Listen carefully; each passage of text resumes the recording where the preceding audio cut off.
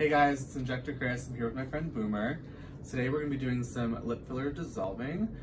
So it's pretty common for people as they do lip filler throughout the years to experience what's called some migration, sometimes nodule formation.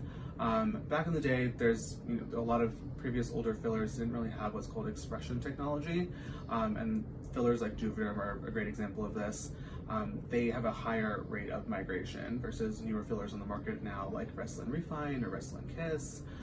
So I'm going to show you guys today the process of what it looks like to dissolve filler and what I mean by filler migration. So when you're assessing the lips, it's important not just to look externally but also internally. And so when I was doing my assessment, I noticed these nodule formations here. This is previous lip filler that's migrated down. This can happen for many reasons. It can happen from poor injection technique to choosing the wrong product.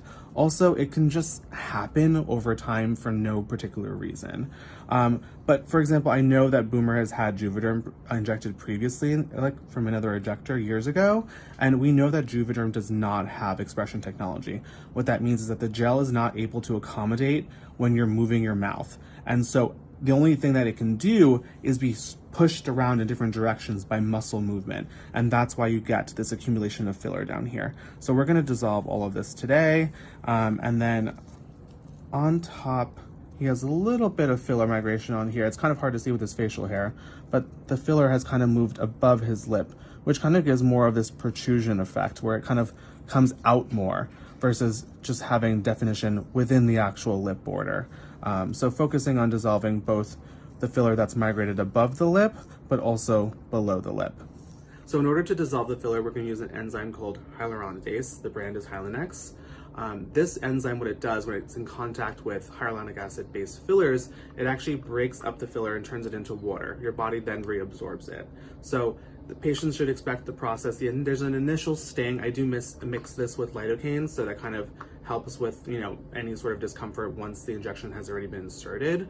But patients will swell because all that filler is going to be broken up into water, and then your body's going to need to absorb that back in. So you should expect severe swelling for the first 3 days, followed by like moderate swelling for the next 4 days, and then it kind of dwindles away as you kind of do some massaging and lymphatic drainage.